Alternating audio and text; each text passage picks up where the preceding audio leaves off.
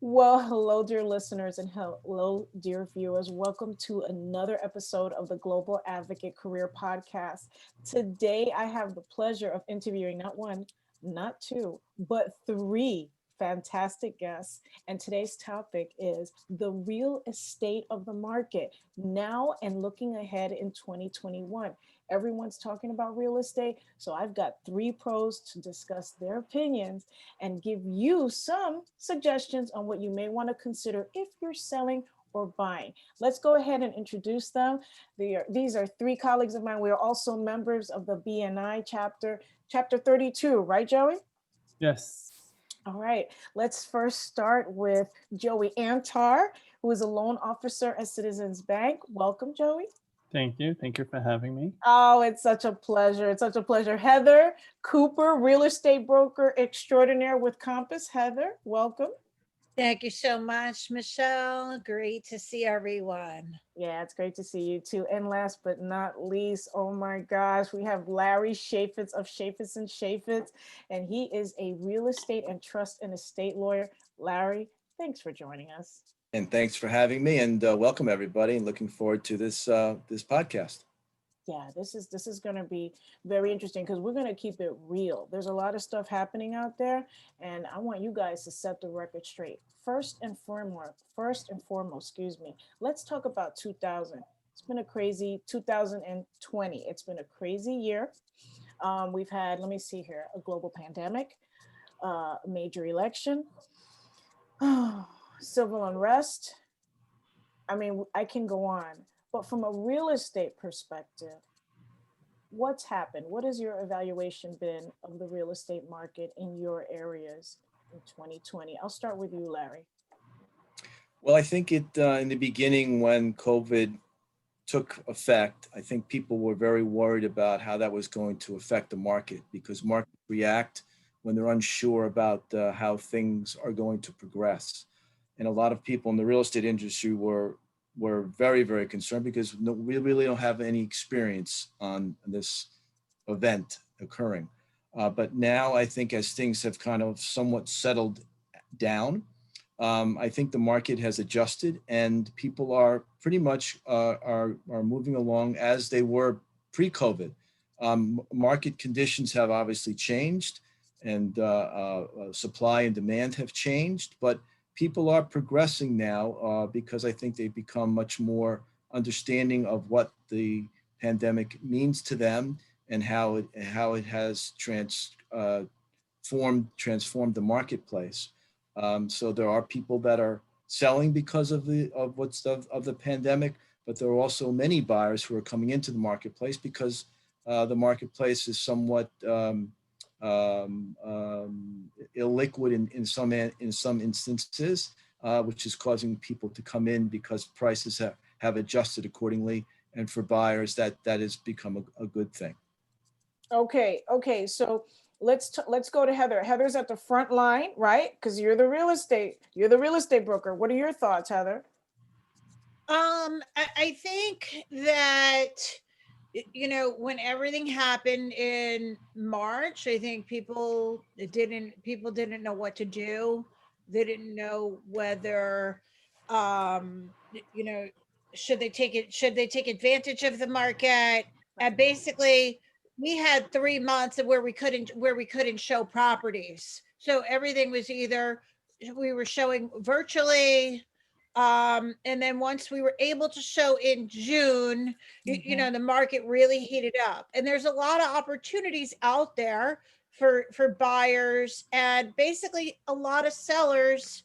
There's a lot of rumors that people are fleeing New York City, and that may or may not be true. I think what's happening is that people who had anticipated moving or just moving a little earlier, moving up their date 6 months, 3 months. And, basically it's a market where there's opportunities for buyers. And, there's been a lot of, people that have been nervous because they didn't know what to do before Right. before the election. But I think people want to take advantage of the mortgage rates, and Joey could probably speak to that.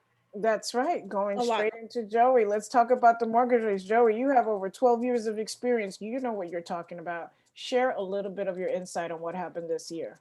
So it's been a crazy year. Mhm. We've had relatively low interest rates for quite some time. Um, Back around, I would say, November last year, we started to have a dip, and we had a lot of refinances start to come in.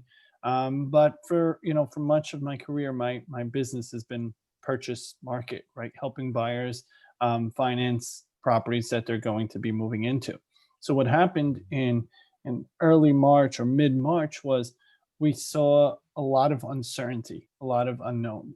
Um, we actually haven't stopped operations, right? So much of our operations department, our underwriting and banking departments have all moved remotely for much of the pandemic. And so we didn't really see a slowdown in buyers. Um, Anyone who really knows the New York City market knows that this is just a temporary hurdle. They know that there's certain areas that might take a dip. Other areas are actually hot. You look at like a Brooklyn market, and it's actually picking up and never really dipped, with the exception of the few months that brokers couldn't show listings. But it's the interest rates being at all-time lows are incredibly advantageous to buyers who are looking to purchase their first home or their second home or whatever the case may be. In addition, with um, market prices on homes down a little bit, Right. you're able to afford an apartment that is easily 30 or 35% more expensive than it was 2 or 3 years ago, just because of values coming down a little and interest rates being in the mid 2% or high 2% range. So we're seeing that if interest rates were much higher, I'm sure things would be a little bit different. Right. But because interest rates are so low, and people who get New York City market understand it and knows that it's just a temporary, bump in the road, 6 months, a year, 2 years, whatever it is. Mhm. Anyone who has the foresight to know that Manhattan and Brooklyn are going to be 20 and 30% more expensive in a few years, Mhm. now is the optimal time to purchase property. Okay, so for those listeners who are not based on the East Coast or maybe in another part of the world, I think it's safe to say that what happens in New York is an indicator of what's happening in the rest of the United States. Is that safe to say, Joey? Yeah, I think so. Okay, I Think so. think so too. Um, let's talk. You mentioned it, Joey, so I'm going to go straight into it. Let's talk about inventory, right? That is the supply, what's in the market. I'll start with you, Heather. What are your thoughts on inventory? Have you seen more in 2020? And what do you think about 2021? That's a great question. I think there is a lot of inventory right now on the market, and what that means for buyers is that more listings, more inventory, more opportunity. So listings are definitely taking longer to sell. They're on the market longer. There are more listings than last year, but this is what that means is that it's a good time for buyers to take advantage of the market, to get in for the first time, to move up in the market. Whatever that is, buyers that couldn't afford are now able to afford that studio or one bedroom, or that pied-a-terre buyer that have always wanted to live in New York. New York is not dying. New York is here to stay, and everybody needs a place to live. So yeah. Yes, yes, there definitely have been rumors and stories and experiences and articles and everybody talking about how there's been a flight, right? People leaving. Larry, what are your thoughts? I get the impression you're busier than ever. Yes, I'm quite busy, and I think that we have some history with 9/11 and other type of disasters that had happened in New York, where people have seen that this is a temporary situation. That New York is a incredibly unique atmosphere and real and marketplace, and that, yes, for a short term, the city is a different place than it normally is or was. But I think, as Heather has indicated, what this dip in the marketplace, meaning in the price level, has caused a lot of people to now think twice and say, I think I can afford this apartment, or to give them the idea that maybe now's a good time to buy. I've been contacted by probably 10 to 15 purchasers in the last 2 weeks of people who live outside of New York, outside of the state, and in other states, in Washington State, in North Carolina, in the Midwest, who now see this as an opportunity to buy that pied-à-terre in New York. And because they realize that the prices are now somewhat reduced, that there is an inventory in the marketplace, and that this is a fantastic time to now investigate to purchase an apartment. And this is something that I don't think anybody really foresaw in when this whole pandemic was taking place. But the unique part about real estate is that there are always opportunities. And I think from the viewpoint of a buyer, this is quite an opportune time to purchase a property in New York, combined with the inventory, combined with the prices being reduced, maybe 10, 15, 20% in some instances, and the historic levels of low interest rates give a combination that it may not be there much longer. I mean, come 2021, I think the marketplace will correct even more because of the election, and the pandemic may be subsiding to some effect. And I see there's going to be some sort of uptick. So I think really in the next 2 or 3 months, we're going to see another somewhat surge of people who are going to be interested in purchasing properties in New York City. Right. So Larry, you mentioned temporary, and yes, everything is cyclical, right? Let's talk about an aspect of real estate that is not cyclical and that is here to stay, in its technology, the role of technology in real estate. Heather, I'm going to go to you because if anything, it is more evident than ever for a real estate broker how technology has played a role in their day-to-day. Can you give us some insight into that? Oh yeah. I mean, I came over to Compass in February, right before the pandemic. So, come mid-March, we weren't able to show. So what were we able to do? We had to do virtual showings. And let me take a step back. What I love about Compass is that we are a tech-driven, tech-focused company. And what that means for me is that I can do my business even better for my buyers, sellers, and all of my clients. But virtual tours are so important. I mean, social media, video. I mean, that's the agent of 2020. Somebody who is ahead of the curve, doing videos, showing properties virtually. I could never say that a client can't see a property because they can't get access. We could show them. Compass also has an app where we could show virtually. So, it's just the sign of the times.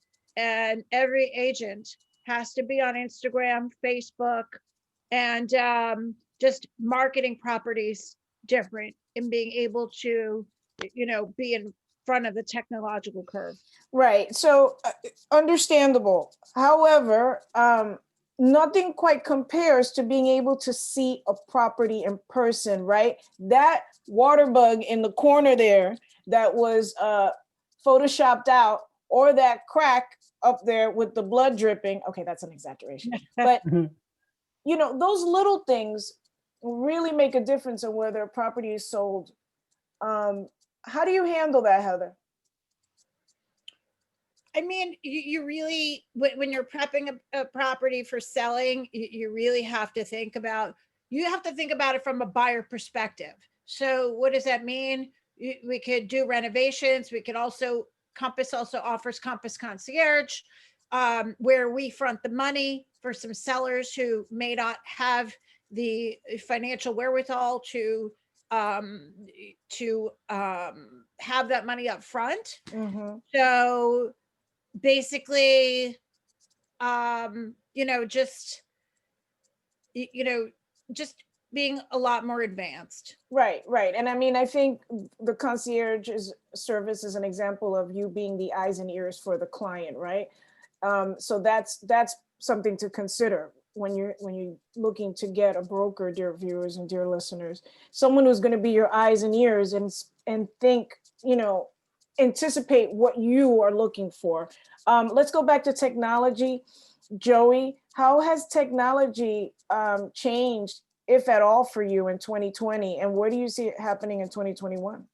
So it definitely changed in the sense that the bank, not necessarily a bank decision, but as a whole, industry as a whole, have come to the conclusion that, I mean, at least during the pandemic, that closings can't happen in person, right? You can't have a couple selling and a couple buying. So that's 4 people plus attorneys on both sides, real estate agents on both sides. And if there's a managing agent, a transfer agent, you can't have a dozen people in a small room Right, at the same time.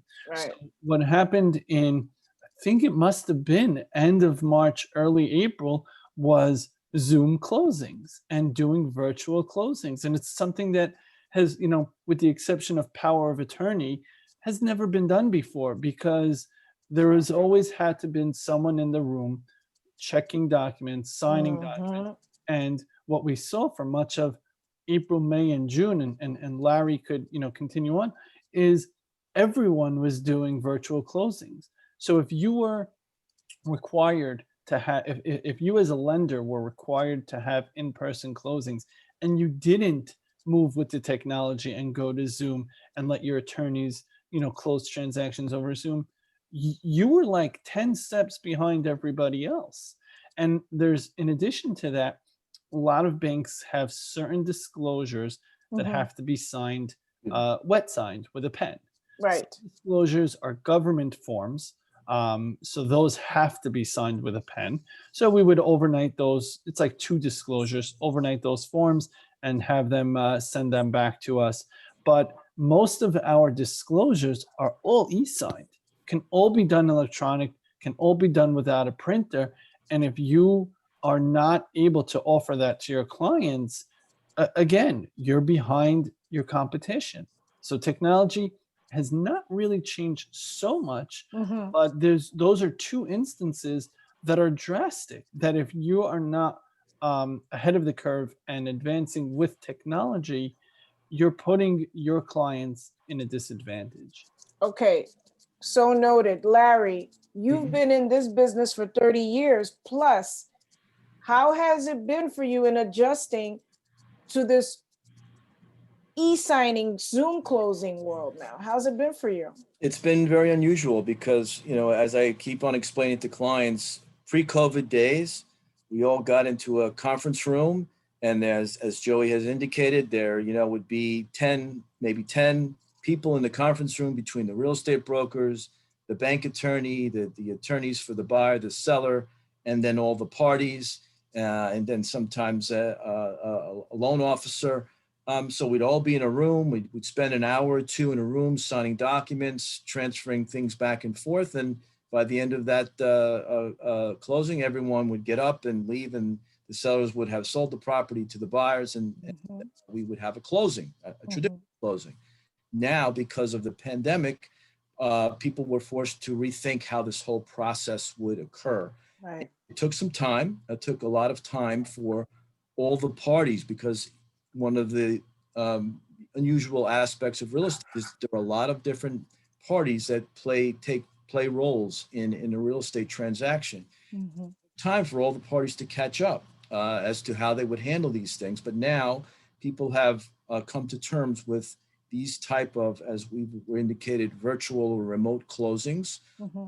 And that has forced everyone to understand how this process works. And basically what that means is that documents are either emailed to clients, or physical packages of documents are FedEx to clients to sign in advance of a closing or on the day of the closing.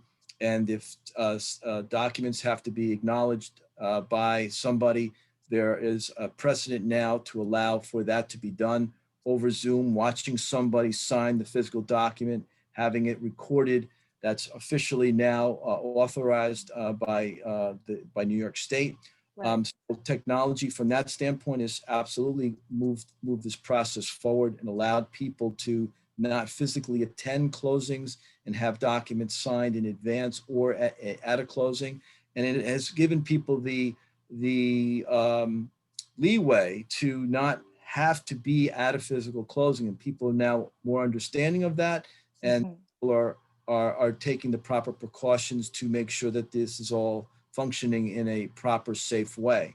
Right. So I think people are taking advantage of the technology, of the Zooms, of emails, of faxing, of FaceTime, of any other medium that people can use to either sign documents or view apartments. So as part of people buying an apartment, yes, initially they'll come to, they'll see apartments through Heather, and they'll look at the apartments and decide whether they want to buy it. But now what traditionally would happen is the day before the closing, the day of the closing, someone would do a physical inspection of the apartment before the closing to make sure the apartment was in the condition that they required under the contract. And yet that means that the buyer has removed out all of the things from the property, they've broom cleaned the apartment, and that all of the systems in the apartment work right. Well, because of COVID, a lot of times people couldn't get to apartments to physically see them. So again, technology has allowed people via Zoom, via FaceTime, via or some videos to virtually see the apartments before the closing, and to then confirm that the apartment appears to be in working order, or in the order that it's supposed to be under the contract. So that's another way that technology has helped people who maybe couldn't ever have access to these apartments before, but because of some disability or other now issues. they can. So it's really opened up an area that for a lot of people that maybe never could have access to this process, now who can have access to this process. That's actually a really good point, Larry. You know, a lot of people think about, well, what isn't good about this change? But actually, for individuals that are disabled, like you mentioned, who maybe are over across the world or across the country, correct, virtual viewings is probably the way it's going to be. Larry, question. Let's say tomorrow COVID disappeared, right? Let's say we don't have anything to worry about, and I hope that day comes very soon. Would you go back to signings in person and closings in person? I think it'll be a combination. I think there will be signings in person because practically they are now, people realize, a more efficient process. Because of the fact that closings now, because of them being remote or virtual, require a lot of more attention than they would in the pre-COVID days. So I think there's going to be a combination of remote, virtual closings and sit-down closings. And again, people will have to get readjusted. But I think what it is imprinted in people's minds is that this can be done. So before, people were like, no, you have to come to the closing. You have to be there. You have to sign. But this whole pandemic has changed people's mentality and imprint about what can and can't be done. And I think people were forced to realize and to be able to move this whole process forward, that this can be done in a different way. And we've now shown that in the last 6 months that it can be done, and it effectively is done. Of course, there's some hiccups, but I have not had, and I've probably done 50 to 100 closings since the pandemic has hit. And of course, there are some glitches, but I haven't had one closing where something had to be recalled or called back or canceled because of an issue like this. So that just is a testament to technology and to people's foresight in understanding how this process works in the long term. Okay, so let's talk about COVID for a minute. I do a series on navigating the new normal. I did it domestically. Now I'm going internationally, where I'm asking businesses, how are they coping with the new normal? What are they doing? Can you give us a personal perspective on how each of you have been handling your roles with COVID in mind? You know, how has it been for you in adjusting and navigating yourself in this new normal, Heather? Well, it's been quite different because I'm used to having people around me all the time that I can ask questions to, and now everything is virtual. We're having virtual meetings all the time. I'm doing Zooms with my buyers. There's probably more connection, more calls. But yeah, I mean, it's been more of a pivot, and we've had to fill out for COVID forms. But I think people are, I think buyers are, this is the new norm, and they're really getting used to this. If they're serious, and then they're complying, and it's not a problem. So Heather, you know, as I mentioned, dear viewers and listeners, we're all members of a networking group called BNI. I'll have Joey mention something about that before the end of the show. You mentioned that you're actually meeting with folks now, right, Heather? Yep. We were not able to meet in person for 3 months, March, April, May. June 15th was when the governor said that we can start showing. Obviously, there's precautions. People were very nervous at first. Some, we had to wear booties and gloves, and some brokers still do that when showing. Safety first, of course. It always, we're wearing masks at all times, and when I'm with clients. But yeah, it's a different world, and we're going to have to wear masks, um, you know, throughout until this is over. Yeah, yeah. Joey, how have you been? Now your role is behind the scenes, right? So Yeah. how have you adapted in terms of dealing with your clients and So the primary difference is, obviously, for me at least, it's the work from home. I usually commute about an hour each way. So I'm saving about 2 hours of my day commuting. I generally go into the office about once a week. So I'll have that one day where I'll go into the office and do some paperwork in the office. And obviously, technology and internet is a little bit better in the office. So it gives me a little bit more, catch up work to do. Um, my job is really to inform my clients and to have them understand what the next steps are going to be, because they're going to be, for all intents and purposes, this is the largest transaction of their life, right? And they might buy something more expensive later on, but up until this point, this is the largest transaction they've ever really worked on. To have the idea that, hey, I might close in a week, and really it's going to be a month, you don't want to give that over to the client. You want them to know to set their expectations accordingly. There have been a lot of COVID changes from a government perspective as far as mortgages, and then on the smaller scale from the bank, myself, from Citizens Bank as well.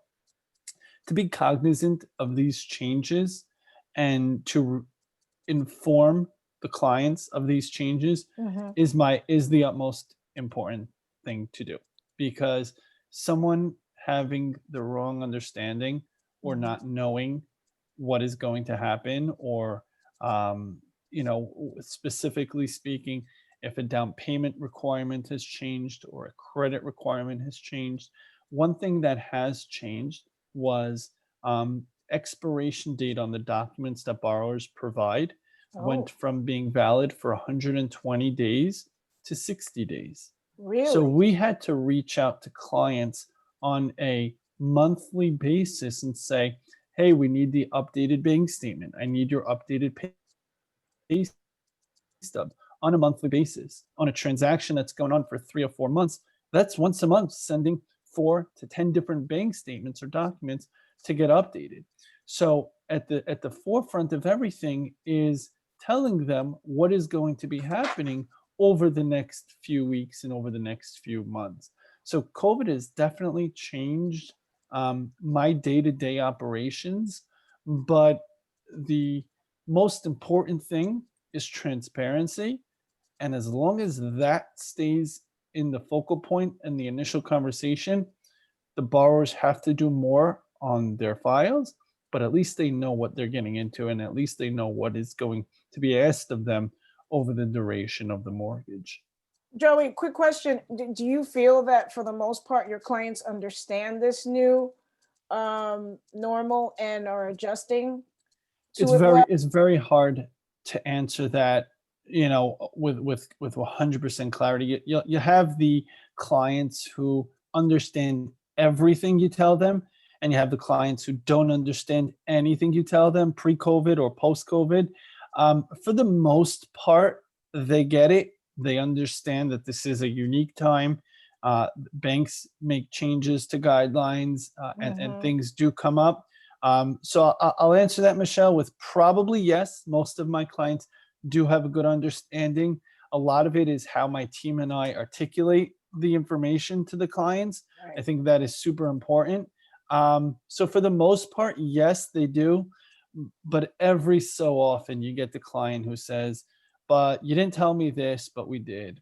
Oh, but I didn't know this, but we told it to you. So there's always going to be that type of conversation that you have to have. And that's totally normal, because there is, you know, these clients aren't in the mortgage industry. I am. So they have their own family to worry about. They have their own business to worry about, their own job to worry about. My job is to make sure that they understand what they're doing, because their job is not to know the mortgage guidelines, to not know mortgage changes and things like that. They're going through the mortgage application with a professional who they're hoping is going to explain everything and know everything for them. Got it. Got it. Larry, you know, how have you, you know, you gave us some insight into how you're dealing from in-person closings to now virtual. How have you been dealing, you know, in this COVID world on a day-to-day? Yeah, so luckily I live in Manhattan, so I've been fortunate to be able to come physically to my office, and physically be present in my office. So I have that luxury, but I'm very cognizant of my staff, and I have instituted a process where we have staggered hours where some people, there's only one person maybe in the office or two at most, but that we keep social distancing available, and we have all the proper precautions in place in the office to make sure that people feel comfortable. So that's something that's really important. And what's also imprinted in my daily routine is being very sensitive to how people feel about this whole process, and the fact that that they can't sign, they physically can't see you at a closing or at a meeting, so that I try to do Zoom conferences or FaceTime so we can have some sort of physical connection with the clients. And just being understanding of the situations where things have now changed in buildings, the way that people can view apartments, and the way that people can have things done in their apartments, whether it's renovations. And even though I'm doing this 24/7 and I'm used to this now, I always have to kind of remind myself that usually this is the first time for a person. And even though I have this history of the last 8 months of this pandemic scenario, that I have to remind myself, hey, this is their first time. They haven't been through this. You've been through this 50 or 100 times now. You got to, reacquaint yourself, that you got to reestablish the protocols and how this new normal is in place. And I tell everyone every day, day is kind of a new scenario. Every day is a different situation, because buildings have, fortunately and unfortunately, every building has its own unique nuance and falls. So, I'm constantly explaining to clients how a building operates and what's normal and what's not normal, or how a bank operates and what's normal and not normal. And it's an evolving process, as we see every day in the news about these announcements that are coming on with different red zones and hot zones, and it's ever changing.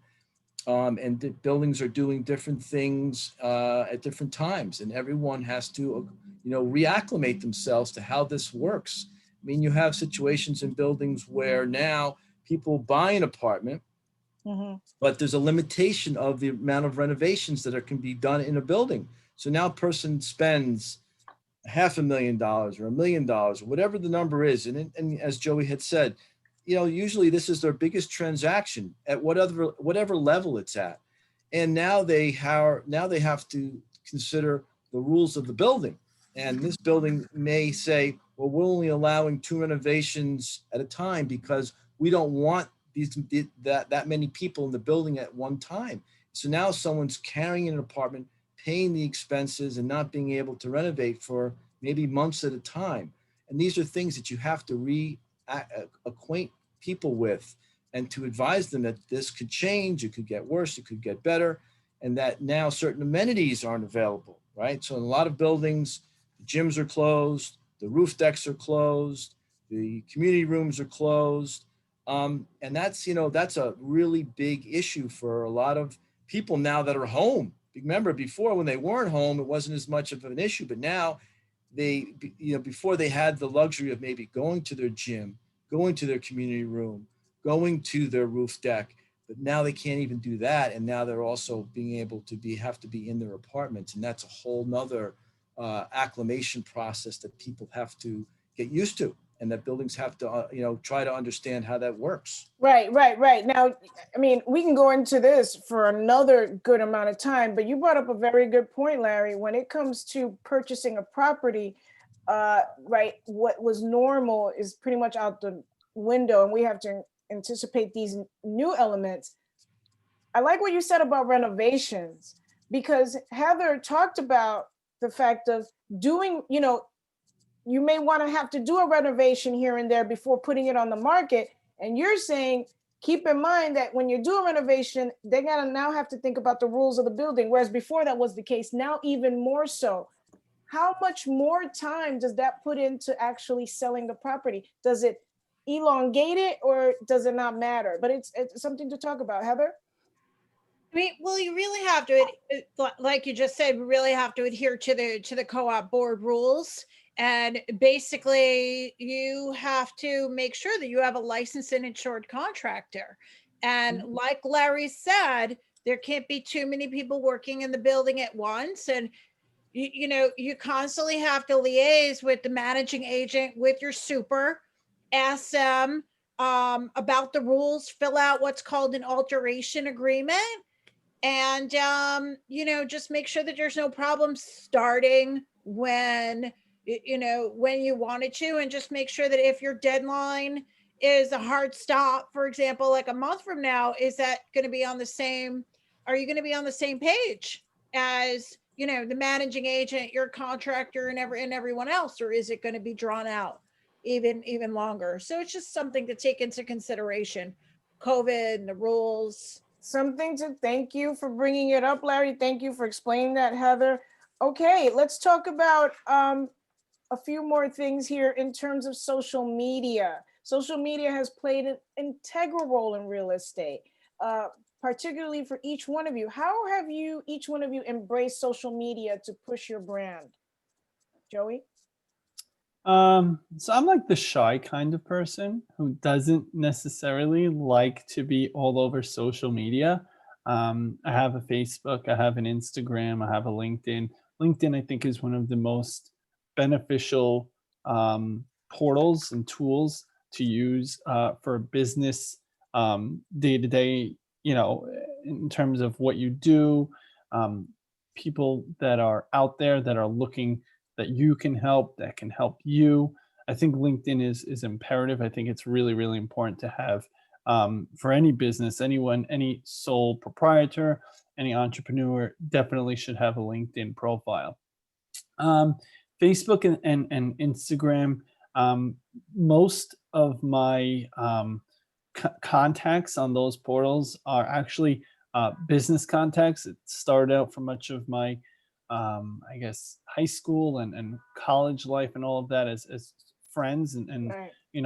schoolmates, and it sort of has shifted into a business portal as well. So I do like to use Facebook and Instagram and share stories and share success stories and closings and things like that. There's a lot of posts that I put as a on Facebook from a bank perspective that has to be regulated and looked at from from compliance before it gets up there.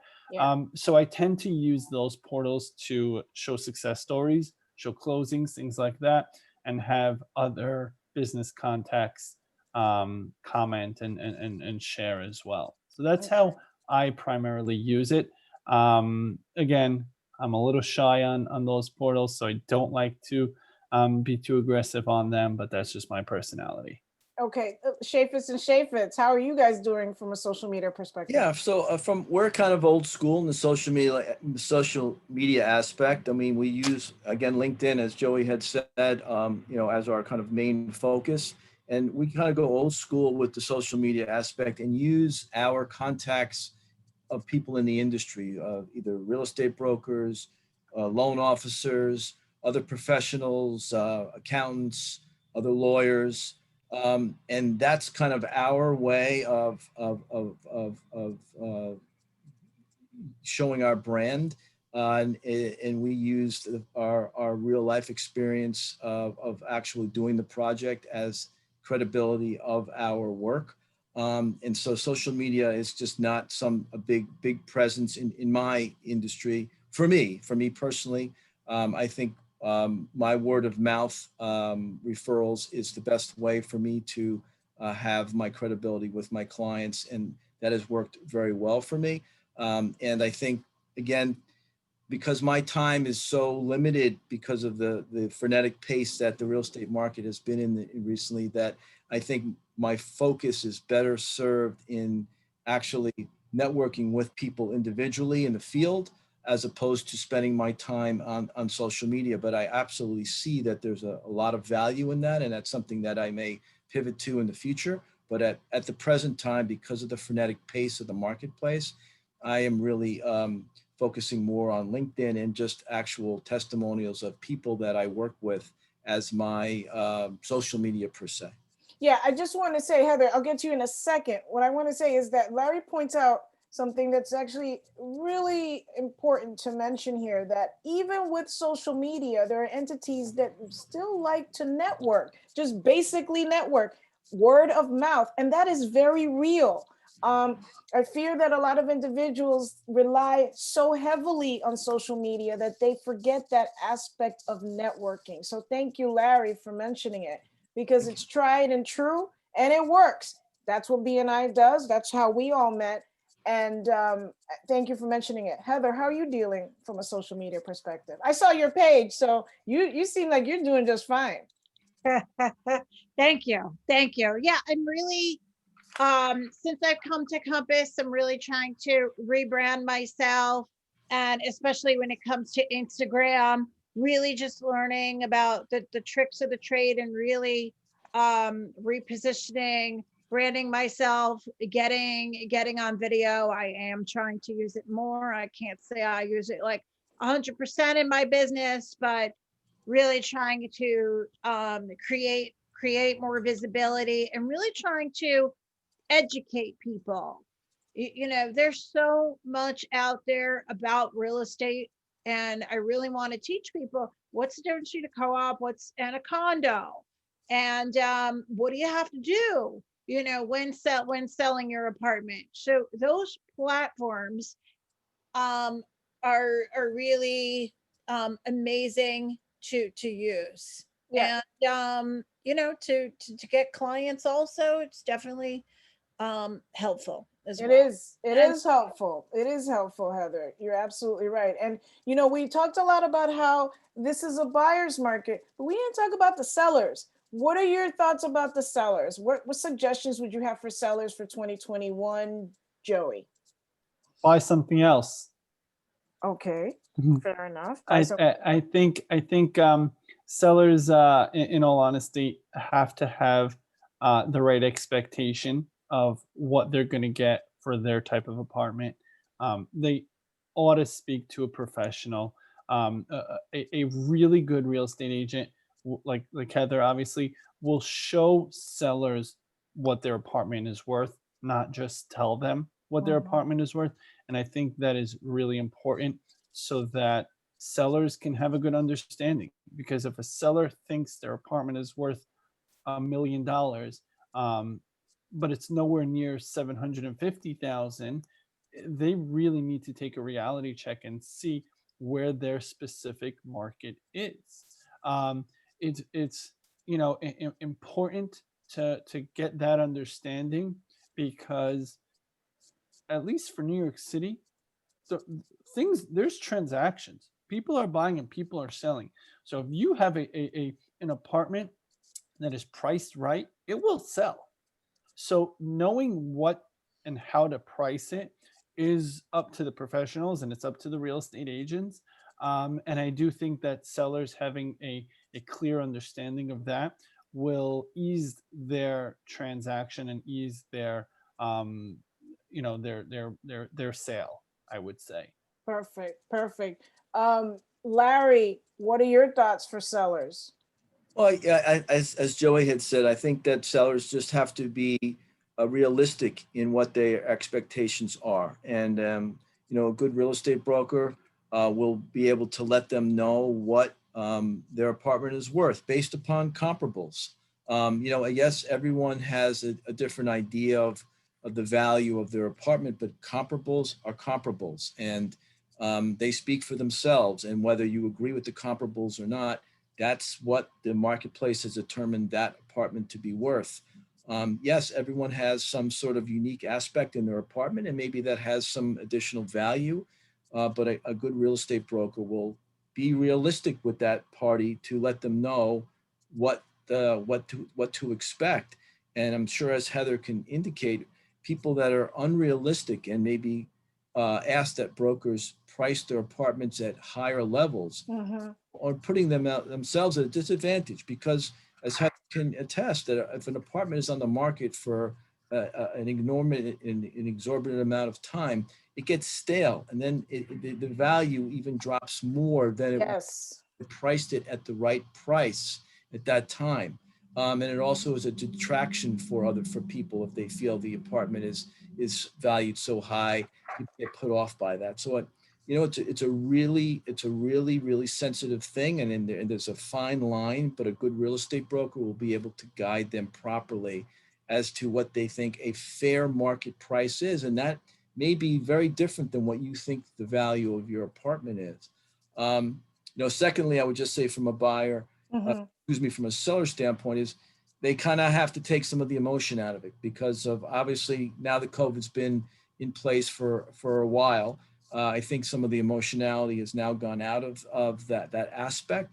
But very unfortunately, I've had actually two buyers that have Right. gone into contract and decided that they didn't want to sell. They saw the marketplace changing, and in both instances, they were able to renegotiate with the buyer Mhm. and extricate themselves from the deals. Um, but again, that's a whole different issue, because now I think sellers are maybe becoming more acclimated. And 3 months ago, they were in a different mindset, and now they're Sure. seeing the political environment may be changing, the medical environment may be changing, and now there may be a whole new readjustment from a seller standpoint. So it's a very strange time, but I always try to have that conversation with sellers to make sure that they really are doing this for the right reasons and understand the ramifications of what they're doing. Got it. Got it. Heather, any points that weren't mentioned here in terms for sellers? I think it's just really definitely managing expectations, but also, as Larry said, pricing it right, but just getting the apartment ready, ready to sell, meaning staging it, whether that's having a stager come in or virtually staging it, whether that's a gut renovation or just a regular, just giving the apartment a paint job. But there's one chance when you first market it, and that's getting it ready and getting it ready to sell. And you want to price it to sell, not to sit on the market. So you want to price it correctly the first time. Price to sell, not to sit. I think that's great feedback. All right. Well, in closing, I mean, we could really talk forever about this. It's important. There's some really good points that have been discussed here. Closing thoughts on 2021. I feel 2021 is going to be an awesome year. What do you think, Joey? I definitely think it can only get better. Yes, please. We have to look at it, at least from my angle, as we have to see where interest rates go to decide on how things are going to look towards the end of 2021. We're going into 2021. Interest rates are looking to stay at the lows that they've been. Yeah, we might go up a little bit here and there, but it's nothing out of the ordinary, nothing abnormal. With low rates, and obviously real estate markets are picking up, you're looking at having a very, very busy, at least first and second quarter of 2021. Who knows where rates are going to be after that? But I would say, at least for the next forecasting, the next 4 to 6 months, I don't anticipate rates going back up into the levels that they once were, nor do I expect prices to go up to levels that they once were, or that normal prices would get to.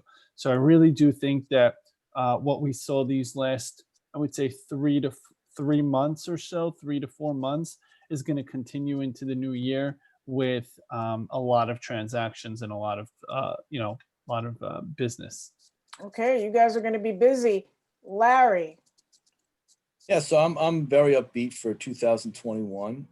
I think what COVID has kind of taught us is that we all love New York. We love New York for what it has and what it doesn't have. But I think it's taught people is now not to take it for granted. All of the nuances of New York, whether the restaurants, whether the entertainment, or the different aspects of New York, people kind of took that for granted. And I think now people are really taking stock of what they love about New York. And now when it's going to come back, and all of those things are going to come back to the pre-COVID days. And I think people are going to value that so much more now that we've had this experience of COVID, that it's going to even make New York that much more special, because people are going to really say, wow, I love going to shows, but I didn't really realize how much I love going to Broadway shows, because I couldn't go. And I think that's going to acquaint people with the unique nature of New York, and make it that much more valuable in people's minds, and make people want to come here even more, and make the real estate that much more valuable. So for a long term, I think this is will help New York stabilize it, and make it much more of a place where people understand its nuances and idiosyncrasies, and really appreciate what it has to offer. Okay.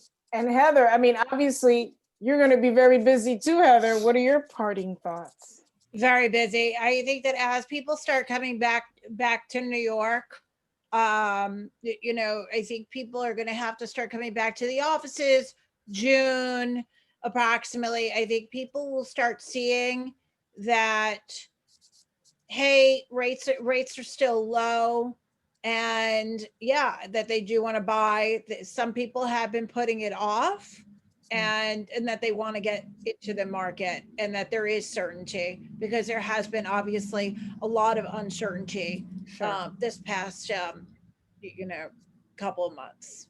Right.